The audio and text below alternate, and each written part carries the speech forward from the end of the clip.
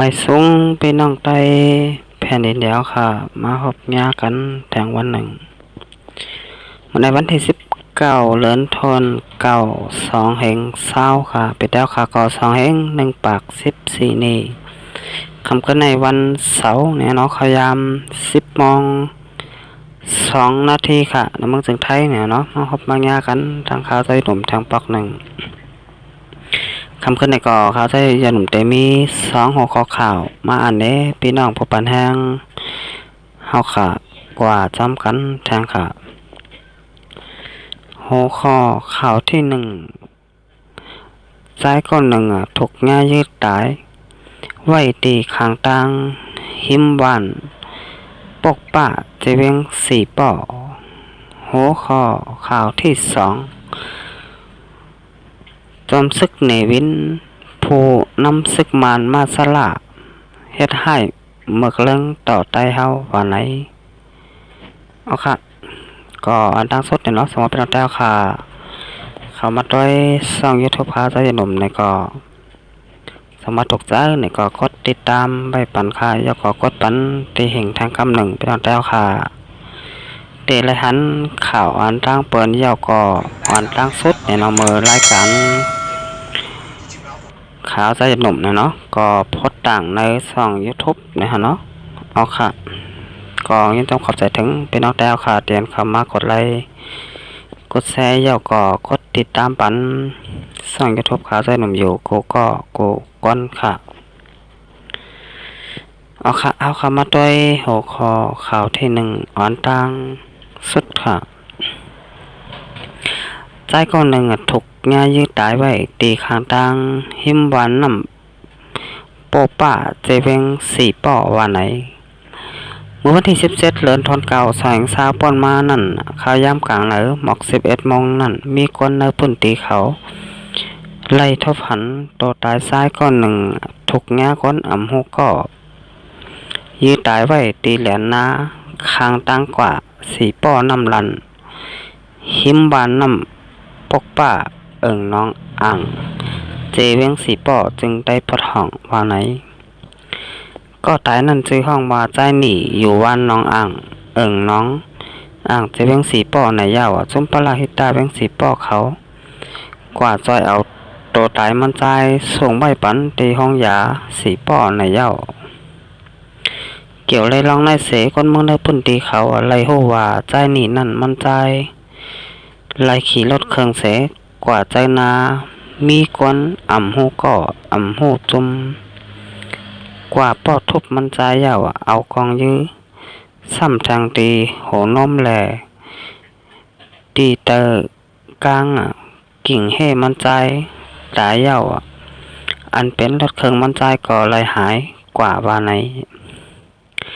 นับปุ่นตีเสื้อในมีคนสูดซ้ำกินยาหมอกำจุ่มยิบกองกลางก็นำก็อันมาลงยื้อมาลงมือเฮ็ดให้ตีเหนือมันใจนั่นอำไรหัวเป็นเผอจุ่มเหลือในยาวว่าไหนในเสียง4 ป่อในเตียวเนื้อเลิน2 แห่งปลาย19 ป่อนมานั่นนะต่อถึงปี2 แห่ง20ในก็นั้นถูกยืดตายในมีกว่า17 ก็ย่อในเซตาหันต่อถึงย้ำเดียวก็ยังอ่ำไปมีเผอหัวว่าคนให้นั่นเป็นเผอจุ่มเหลือในยาวเอาค่ะอันนี้ก็อีเงาตีข่าวของเว็บไซต์ได้เลยลดเงาแรงคนใหม่เนี่ยเนาะเต็มต่างไว้เนี่ยเนาะเกี่ยวกับเลยลองคนใจก้อนหนึ่งเลยถูกยืดตายไว้ที่คางตั้งเนี่ยเนาะที่หิมหวานน้ำปกป้าจะเป็น4 ป่อว่าไหนเนี่ยเนาะเอาค่ะอันนี้ก็ปุ่นเตียนใจก้อนไหนไหลลูกตายไหนเนาะเป็นปุ่นเตียนซุ่มยิบกองกลางเจ้าเคอไหนก็มีไว้ลายหมูลายจุ้มน้อยๆยาวก็เตียนพุ่นเตียนก้นสูตรซ้ำกินยาหมอกำก็มีไว้ตั้งน้ำแน่นอนครับนั้นคนให้อันอ่ำหูจืออ่ำหูจุ้มอ่ำหูว่าเปลี่ยนเผอผู้ละมาขามาแหมก้นนั้นเตะไหลลูกตายกว่าไหนแน่นอนก้อยกา รถเครื่องมันจ่ายนี่ก็ไล่หายกว่าจอมนะวนว่าแต่เป็นคนสู่ซ้ำกินยามอกกรรมก็จ้างเป็นไรเหมือนกันฮะอำนั้นแต่เป็นจุ่มยิบของกลางเจ้าคือก็จ้างเป็นไรค่ะเป็นไรตั้ง2รองเยี่ยวก็2ตั้งนะเนาะกับนั้นอันไหนค่ะกว่านั้นถกยายืดตายในมีกว่า17ก็ยาวว่าไหนเนาะตั้งแต่ปี2019ถึงมาแล้วก็2020นะฮะเนาะเอาค่ะอันนี้ก็เอาค่ะจะได้หันว่าพี่น้องเจ้าเคยเมืองสันดอยถึงแต้วค่ะอำใบอยู่ไว้ปัดจานปัดห้องปัดกลางเจ้ากว่าเจอไหนเนี่ยเนาะก็ใกล้ๆเลยยินคนไห้มาขามาแหมตายเนาะก้อยกาปริมาณเขาเนี่ยก็ตีงับคนไห้อำไหลเนี่ยเนาะฮะต่อถึงยามเดียวเนี่ยเนาะกับนั้นก็พี่น้องแต่ขาติดกว่าอะไรมาไหลกว่าสนกว่าหน้ากว่ามาเนี่ยก็ไว้สติบิริยากันน้ำเนี่ยนะฮะค่ะเตะหลอดเพเข็นค่ะบอกมองจากไหนจึงแต้วค่ะมีลองห่มลมเลยมีลองหลอดเพเนี่ยเนาะกับนั้นพี่น้องแต้วค่ะหลูไหลไว้สติกันนำค่ะเตะกว่าเลยมาไหลเนี่ยเนาะฮะค่ะเตะหลอดเพเข็นค่ะเอาค่ะเสร็จแล้วค่ะมาต้วยแทงหัวคอข่าวที่2เนี่ยเนาะจอมซึกในเว้นผู้นำซึกมารมาสละเฮ็ดให้มึกเรื่องต่อใต้เฮาเนี่ยเนาะอันนี้ก็เฮาคาดได้แล้วว่าซึกมารเขามึกเรื่องเจิงเนาะเฮ็ดให้พี่น้องเจ้าคือเมืองสนายจึงแต้วขาและพี่น้องของเจ้าคือ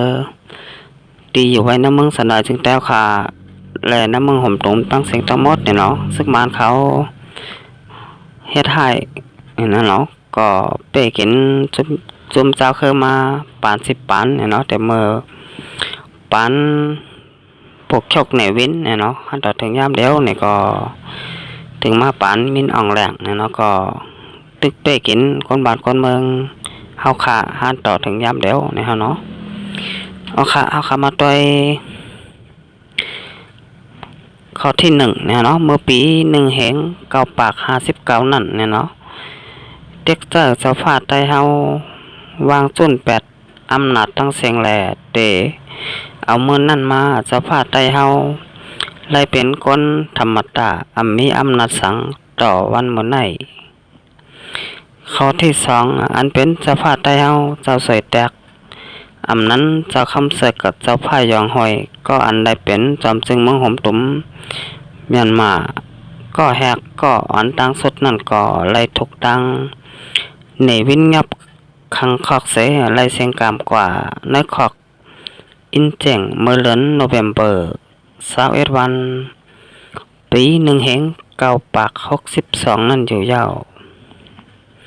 ข้อ3พ้องในเว้นซิมอำนาจอยู่นั่นถึงมาวันที่2เดือนมีนาคมปี1แห่ง9ปาก62เจ้าแก่แสงเจ้าฟ้าสีป่อซ้ำมาเกินปังกลมตีเมืองใต้ปัจจานแลในเว้นจังสั่งลูกซึกมาตีงับเอาเจ้าแก่แสงตีหิมเวงกาลอนั่นเสตีงับเจ้าแก่แสงเจ้าฟ้าเวงสีป่อต่อถึงวันเมื่อเร็วก็อำไรหันขับโตตายเจ้าแก่แสงก็ยำกาอำหูป่าเหี่ยวสร้างแข้งเจ้าแก่แสงป้าลูกก่อนว่าไหนข้อที่4ถึงมา1ปี1แห่ง9ปาก91นั่นเอาเอ็นแห้งตับซึกมานเขามาปล่อยหมักกวนปังญาแล้ว8หอเจ้าฟ้าเก้งตุงหอลงเก้งตุงอันยิ่งใหญ่และมีหางผางหางหลีในเมืองใต้เฮานั่นเย่าว่าไหนข้อที่5เจ้าฟ้าใต้เฮาเนี่ยเนาะหอนาไต้เฮาหางหอแลวัดว่าผาเสือในเมืองไต้เฮาอีกตั้งลองเล็กลายพิงทุงแหล่พื้นไต้เสื้อในก่อเลยถกยาลู่แล้วตั้งนำตั้งหลายข้อที่6จึงเมืองไต้ในก่อในวินปิ่นเฮ็ดเจเมืองไต้ซ่านปิ่นแหน่ในเสให้อยู่ไผเตอเมืองมันอยู่ แต่อำนาจศึกมันอยู่ยาวย้อนไหนแลที่รักเสาหินปางลงนั่นมือลงลายมือที่เขาหมายนั่นเตรียมไว้ว่าต้องตันปีมาเอาค่ะอันนี้ก็เป็นดักลายแปดนะเนาะที่เสาหินที่เวียงปางลงเนาะปานปกชกเนวินนะเนาะเอาค่ะอันนี้ก็ถึงมาปานนายอมองซันสุกิเนี่ยเนาะก็ตึกใจเมเตรียมขึ้นเหมือนเก่าแล้วปี2/20ในก้อยว่าไหนข้อที่7เนี่ยเนาะก็เล่นแพพลีวันคือใจแซนอเมลตานี่เนี่ยเนาะนั่นก็เนวินดักลายเป็นแซนพินเนวันเจเมืองไตไหนอยู่ยาวเสื้อในเป็นปืนหางให้หลงอันจอมซึกมันเนวินเฮ็ดให้ตีคนเมืองไตเฮามาไหนพี่น้องไตเฮาโหลโหดถึงกันกูก็แลอำถกหลีลืมแปดปืนเปิงเป็นเต้มันอันไหนดารากันค่าว่าไหนเนี่ยเนาะเอาค่ะอันนี้ก็ยิงมาตีข่าวของเงาแรงหุ่นใหม่แต้มต่างไว้นะฮะเนาะเอาค่ะอันนี้ก็เอาค่ะมาโดยปืนป่นมาขึ้นบนหลังเนี่ยเนาะปานปกชกเนวินเนี่ยเนาะก็เฮ็ดให้เนื้อพี่น้องเจ้าคือเมืองสันดาจึงแต้วค่ะมาก็ปียาวข้าวหึงเนี่ยเนาะห้าต่อถึงย่ำเดียวปานปกชกมินอ่องแหลงนะฮะเนาะอันนี้ก็ตึกเฮ็ดให้พี่น้องเจ้าคือเมืองสันดาจึงแต้วค่ะแทงอยู่เหมือนกันเนี่ยเนาะกับนั้นอย่าไปลืมเนี่ยเนาะพี่น้องแต้วค่ะซึกมานเขาเป้กินพอมีคนเมืองเฮาค่ะมาปียาวข้าวก็หึงเนี่ยเนาะปาน10 ปานเนี่ยเนาะเอาค่ะอันนี้ตั้งแต่ปานปกชกเนวินเนี่ยเนาะหาต่อถึงย่ำเดียวนี่ก็ปกชกมีน้องแหลงเนี่ยเนาะก็ตึกเป้กินพี่น้องเจ้าคือที่อยู่ในเมืองสันดาจึงแต้วค่ะอยู่เนี่ยเนาะก็นั้นพี่น้องแต้วค่ะถึงข้าวยามยาวเนี่ยแต้วค่ะโหลไหลพร้อมหอมกันยาวก็โหลไหลหมอหักแป้งกันค่ะยาวก็โดไลหมอจอยแถมกันเนี่ยเนาะหนึ่งก็โห1 อัน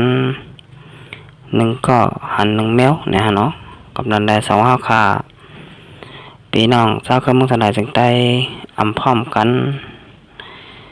อำจอยเลยกันเนี่ยเนาะเฮาค่ะในก็เตอำขึ้นอย่ามาสูง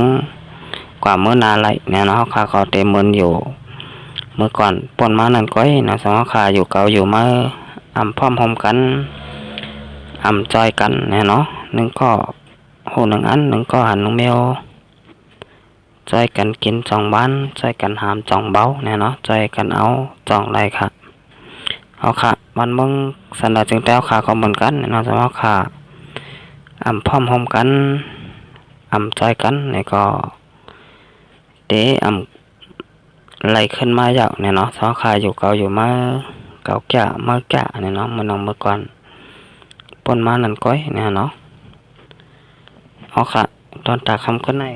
ขาใจหนุ่มใจยันก็ตือไว้ก่อนหาทางไกลมาฮบมาญากันแทงบ้านนาค่ะมาส่งครับ